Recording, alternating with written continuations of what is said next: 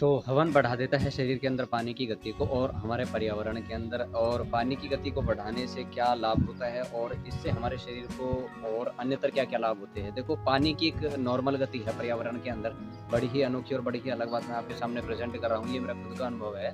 जब हम यज्ञ करते हैं तो यज्ञ के माध्यम से संसार के अंदर जो पानी के ना 3 रूप होते हैं, ठोस, द्रव्य और गैस के रूप में पानी पाया जाता है। एक तो गैस के रूप में मिलता है, आप उसको जैसे कि H2O साइंस में कहा जाता है, और एक द्रव्य के रूप में जिस तरल पदार्थ को हम पीते हैं बर्फ के रूप में, यानी कि 3 रूपों में पानी यहाँ एनवायरनमेंट के अंदर विद्यमान होता है। और जितनी गति के साथ पानी अपने रूपों को बदलेगा, उतनी गति के साथ हमारे शरीर का शुद्धिकरण होगा। वो कैसे होता है? क्योंकि हमारे शरीर के अंदर के पानी के जो विभिन्न सारे रूप है, जो हमको शायद मुझे लगता है 5वीं, 6वीं, 7वीं आदि क्लास के अंदर ही पढ़ा दिए जाते हैं कि पानी किन-किन रूपों के में शरीर से बाहर निकलते हैं। आँसुओं के रूप में बाहर निकलता है, वॉशरूम के रूप में बाहर निकलता है, पसीने के रूप में बाहर निकलता है, फिर भाप के रूप में भी बाहर निकलता है। तो हमारे शास्त्र तो शायद इस बात में मुझे ये नहीं पता कि भई उसके अंदर कुछ इसके बारे में लिखा नहीं लिखा। लेकिन हम जब यज्ञ करते हैं 1 घंटे के लिए, आधे घंटे के लिए, हमने ये देखा है कि जितने भी लोग अगर यज्ञ के अंदर बैठते हैं तो हमारे शरीर का, देखो, पानी का सबसे बड़ा काम है, मैं बार-बार बताता रहता हूँ, पानी का सबसे बड़ा काम होता है शुद्धिकरण करना। और शुद्धिकरण वो तब कब करेगा? जब वो आपके शरीर के अंदर हजम होगा। इसलिए पानी को हजम करने के लिए यज्ञ के अंदर जो सामग्री या जो औषधि डाली जाती है, वो उनके साथ मेल करके पानी का एक तो शुद्धिकरण करती है, और पानी की जो एक नेचुरल गति होती है, जो एक नेचुरल साइकिल होता है, उसको शरीर के अंदर मेंटेन करती है और बाहर मेंटेन करके रखती है। क्योंकि यज्ञ का एक गुण ही है भैया कि वो संतुलन स्थापित करता है, यानी कि हवन करने से हमारे एनवायरनमेंट के अंदर और हमारे शरीर के अंदर संतुलन का स्थापना होती है, यानी कि संतुलन स्थापित होता है। और मुझे ऐसा महसूस हुआ जब भी मैं मतलब कि यज्ञ करके जैसे ही हम उठता है तो हमारे शरीर के अंदर एक मतलब कि नेचुरल साइकिल से जो हमारे शरीर के अंदर से वॉशरूम, मलमूत्र आदि पसीने के रूप में जो गंदगियाँ बाहर निकलती है, उनका ना जो लय होती है, कि जो मतलब कि उनकी जो जिस प्रकार से उनको बाहर की तरफ गति करनी चाहिए, उस प्रकार से बाहर की तरफ गति करने लगते हैं। यानी कि आपको पेट में भी अगर मान लीजिए पेट का कोई आपको रोग है तो उसमें भी फ़र्क पड़ेगा। आँखों का अगर आपको कोई रोग है उसमें भी फ़र्क पड़ेगा। कानों का अगर आपको कोई रोग है तो उसमें भी फ़र्क पड़ेगा। क्योंकि जब हमारे शरीर के अंदर से मल आदि जम जाते हैं तो हम स्नान करते हैं। स्नानम स्रमहरणम श्रेष्ठम।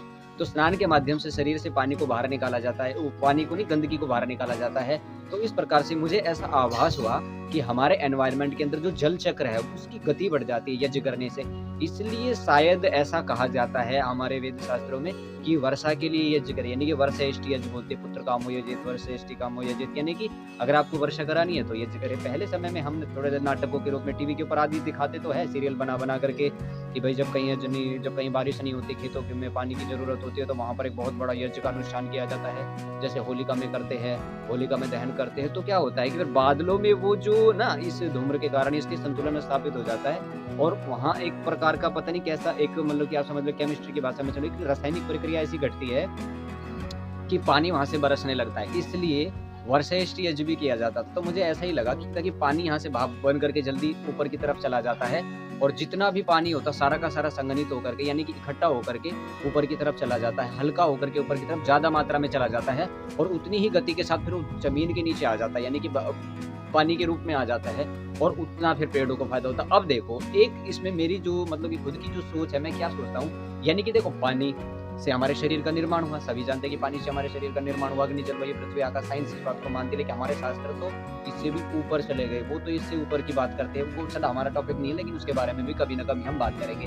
तो जो देखो, पेड़ों के अंदर जो पानी तत्व है, यानी कि हमारे शरीर के अंदर लगभग 72% पानी बताया जाता है, पेड़ों के अंदर पानी बताया जाता है, और पशु पक्षी पानी के माध्यम से अपने शरीर को जीवित रखते हैं। अगर वो पानी उनके शरीर के अंदर हजम नहीं हो रहा तो क्या होगा? रोग, उनकी अशुद्धि दूर नहीं होगी। कपड़े साफ करने के लिए पानी का यूज किया जाता है। मतलब पानी के इतने सारे प्रयोग है, इतने पानी के प्रयोग है कि जल का जो शुद्धिकरण जो रूप है, वो सबसे अच्छी गंदगी को सफाई करने का काम करता है। इसलिए मैंने अभी तो वीडियो बनाई थी कि जल की और वायु की उत्तम प्रकार की शुद्धि यज्ञ से हो जाती है। यानी कि देखो, क्षारीय और एल्कलाइन 2 चीजें कही जाती है। एक तो क्षारीय तत्व होता है, एक एल्कलाइन होता है। तो यज्ञ का जो धूम्र है वो एल्कलाइन होता है, अगर उसके अंदर सामग्री और औषधियाँ और घृत आदि गाय का जो अच्छे तरीके से और अच्छे विधि विधान के साथ उसके अंदर डाला जाए। इसलिए यज्ञ जो होता है पानी की गति को बढ़ा देता है, और ये मतलब कि कोई काल्पनिक बातें नहीं है। ये गायत्री मंत्र के माध्यम से, यज्ञ के माध्यम से मस्तिष्क के अंदर जो बातें मेरे आई है, मैं उनको आपके सामने शेयर करने की कोशिश करता हूँ कि मुझे ऐसा लगा कि भाई ऐसा-ऐसा होता है। इसलिए प्रतिदिन हमको यज्ञ का अनुष्ठान करना ही चाहिए। अपने शरीर को स्वस्थ रखने के लिए आप क्या चाहते हो कि आपके शरीर के अंदर कैंसर पनप जाए? क्या आप चाहते हो कि आपके शरीर के अंदर डायबिटीज़ हो जाए? क्या आप चाहते हो कि आपके शरीर के अंदर कोई वायरल इन्फेक्शन, कोरोना वगैरह मतलब दुनिया भर के जो रोग इस संसार के अंदर आज के समय में देखे जाते हैं, वो ना हो। उस ना होने के लिए हमको वायु और जल की उत्तम शुद्धि करनी पड़ेगी। अब किसी लोगों को कहीं भी जाकर के पानी को वेस्ट मत करो, तो उल्टा वो कुतर्क करने लग जाते हैं। पानी के अंदर गंदगी मत फैलाओ, तो देखते हो कि हमारे आसपास का पानी इतना तो वेस्ट होता है और इतनी ज़्यादा उसके अंदर गंदगी विद्यमान होती है कि उनको कहने से किसी प्रकार का कोई मतलब कि असर ही नहीं पड़ता। फिर दुःख होता है। आचार्य चाणक्य ने भी इतनी बढ़िया बात बता रखी, अभी मैं एक मतलब की वीडियो बना करके उसको भी बताऊँगा आपको। आचार्य चाणक्य तो मतलब कि यज्ञ के बारे में ये कहते थे कि जिस घर के अंदर यज्ञ नहीं होता ना, वो शमशान के तुल्य है, यानी कि शमशान के बराबर है। अग्निहोत्र के इतने लाभ है, सैकड़ों लाभ तो ऐसे ही, और कुछ ऐसे जो दृष्ट लाभ है जो हमको दिखाई नहीं देते। पूरे एनवायरनमेंट में संतुलन स्थापित कर देता है। बात अग्नि, जल, वायु, पृथ्वी, आकाश पंच देवताओं की नहीं है। बहुत बड़ा हमारे जीवन के अंदर उसका महत्व, और हमारा जो शरीर है वो पंच तत्वों से बना है, इसलिए जल का विशेष महत्व। और जल के बारे में मैं इसलिए चर्चा कर रहा हूँ क्योंकि हमारा मेन इंटेक जल है। यानी कि अगर हम मान लीजिए हमको पानी ना मिले तो हम प्यासे मर जाए, मर के शरीर को त्याग देंगे, शरीर सूख करके जर्जर हो जाएगा। बिना पानी के तो ना तो शरीर गीला हो सकता है, रुक्षता उसके अंदर आ ही जाएगी। इसलिए पानी की गति को बढ़ाने के लिए, यानी कि पानी का प्यूरिफिकेशन करने के लिए, पानी को बहुत अच्छा सुंदर करने के लिए, साफ करने के लिए यज्ञ अत्यंत आवश्यक है। और यज्ञ के ऊपर मैं इतना जोर इसलिए दे रहा हूँ क्योंकि यज्ञ के जो मेरे सामने जो परिणाम आए हैं, मेरे सामने जो उसके रिजल्ट आए हैं, वो बड़े ही अद्भुत है। मैं आपको शायद बता नहीं सकता कि यज्ञ का कितना तो बेनिफिट होता है, और उसका मतलब मुझे खुद भी नहीं पता कि भाई यज्ञ से ये चीज़ भी हो सकती है, मतलब अदृष्ट लाभ भी हो सकते हैं। जो चीज़ें हम अपनी आँखों के सामने मतलब कि कभी हम ऐसा सोच ही नहीं सकते थे कि भाई ये जीवन के अंदर कैसे हो सकता है, वो चीज़ें यज्ञ के माध्यम से हो जाती है। अब कहते हैं कि यज्ञ में वहाँ बैठ करके ये कैसे हो जाता है? अरे देखो, जब हम किसी को कुछ देते हैं ना, तो ये प्रकृति हमको कई गुना करके देती है। तो यज्ञ के अंदर पंच देवताओं की शुद्धि की जाती है। अब पंच वहाँ पर देवता कोई ऐसे कोई मतलब की बातें नहीं है जैसे टीवी सीरियल आदि में जो दिखा देते हैं। यहाँ पर जो देव है ना, वो हमारे शरीर की जो अग्नि, जल, वायु, पृथ्वी और आकाश, इन पंच को देव कहा जाता है। इन पांचों को जो व्यक्ति पुष्ट करता है, ये फिर उसको पुष्ट कर देते हैं। यानी कि अग्नि की भी, जल की भी, वायु की भी, अग्नि, जल, वायु, पृथ्वी, आकाश, पंच तत्वों का शुद्धिकरण हो जाता है। यज्ञ करने से वो प्रसन्न हो जाते हैं, और यज्ञ की जो शक्तियां है वो यज्ञ कुंड के ऊपर आकर के यज्ञ करने वाले को आशीर्वाद देती है। और अभी मैंने बताया था कि भाई जितना हमारे शरीर के अंदर से जो गंदगी, मलमूत्र आदि निकलता है, उसके प्रायश्चित के लिए महर्षि दयानंद ने सत्यार्थ प्रकाश में भी ये उदाहरण दिया, यानी कि ये बात बताई है। इसलिए यज्ञ पानी की गति को बहुत अच्छे से मेंटेन करके रखता है। अगर आपके शरीर के अंदर पानी मेंटेन रहेगा तो आपकी बॉडी अल्कलाइन रहेगी, अल्कलाइन रहेगी तो आप स्वस्थ रहोगे। लो BP, high BP, stress, tension, थकावट, पता नहीं क्या क्या दुनिया भर के रोग ही रोग, बिना रोग के तो कोई ही व्यक्ति बचा होगा। लेकिन अभी मैं जो आपके सामने खड़ा हूँ, मैं बिल्कुल स्वस्थ हूँ। मुझे किसी प्रकार का फिलहाल कोई रोग नहीं है। जो मैं अभी वीडियो में बना रहा हूँ, मुझे किसी प्रकार का कोई भी रोग नहीं है। बाकी बॉडी के अंदर जो परिवर्तन होते हैं, जो छोटी मोटी समस्याएं वो हो जाती है, लेकिन अपने आप ही ऑटोमेटिकली ठीक हो जाती है। मुझे पता नहीं कितना समय हो चुका है दवाई खाए, यानी कि एलोपैथी की दवाई तो कभी इमरजेंसी में कोई एक आध कभी मतलब कि बाई चांस कोई ऐसा कोई ज़्यादा ही सीरियस कुछ ऐसी हो गई तो जब नहीं, बिल्कुल नहीं। मतलब कि इतना ज़बरदस्त फ़ायदा होता है ना कि भाई यज्ञ का पानी के ऊपर और हमारे जीवन के ऊपर बड़ा ही सुप्रभाव पड़ता है। इसलिए भाई मेरा आपसे निवेदन है, स्वर्गो कामम यजेत। अगर आपको सुख चाहिए तो यज्ञ करें, अगर आपको समृद्धि चाहिए तो यज्ञ करें, अगर आपको अपने जीवन का उत्थान करना है, अगर आपको अपने जीवन को रास्ते पर लेकर के आना है तो यज्ञ करें। गायत्री मंत्र के साथ यज्ञ करें, इतना जबरदस्त लाभ होगा ना, बस आप पूछो मत। भाई देखो, गायत्री मंत्र के माध्यम से और वेद शास्त्रों के जो ईश्वर स्तुति, प्रार्थना, उपासना और अन्यतर जितने भी आचमन के आदि मंत्र होते हैं, उनका बड़ा ही अद्भुत लाभ है। इसलिए जल को प्रयोग किया जाता है शुरू में शुद्धिकरण के लिए।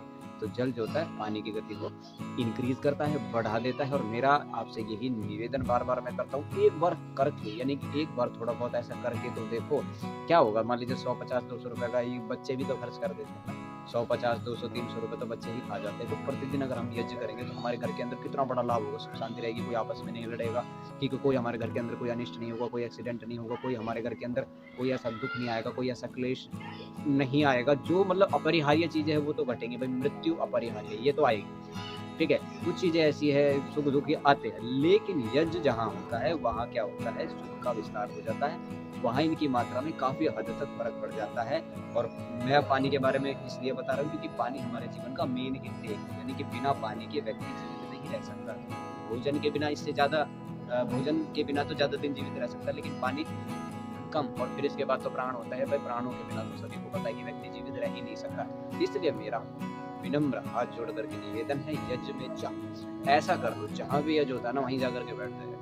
आधे घंटे अगर आपको समय मिले तो वहीं बैठ जाओ, आधे घंटे अगर आप बैठ तो सकते, कर नहीं सकते तो बैठ तो जाओ, कम से कम उसके अंदर प्राणायाम करो, उसके अंदर कपालभाति करो, उसके अंदर अनुलोम विलोम करो, उसके अंदर भस्त्रिका, कोई भी प्राणायाम जो आपके श्वास के माध्यम से फेफड़ों में जाता है, और जितना भी पानी है वो पूरा का पूरा प्यूरिफिकेशन होकर के आपका शरीर का इतना मतलब कि फूल की तरह आपका वो मतलब कि शरीर खिल जाएगा, इतना मजा आएगा, इतना आनंद आएगा, आपकी दिनचर्या इतनी जबरदस्त हो जाएगी। तो भाई मेरा तो यही निवेदन है, यज्ञ करो, यज्ञ से जल की उत्तम शुद्धि होती है, यज्ञ से जल की गति में वृद्धि होती है, यज्ञ से जल का पोषण ही पोषण होता है, वो जल हमारे लिए बड़ा ही इंपॉर्टेंट होता है। इसलिए मिलेंगे अगले एपिसोड में, जब तक के लिए आपका बहुत बहुत धन्यवाद। करते रहो, प्रतिदिन यज्ञ करो, स्वस्थ रहो, मस्त रहो, यानी कि अपने जीवन को मेहनत में पुरुषार्थ में लगाओ। धन्यवाद।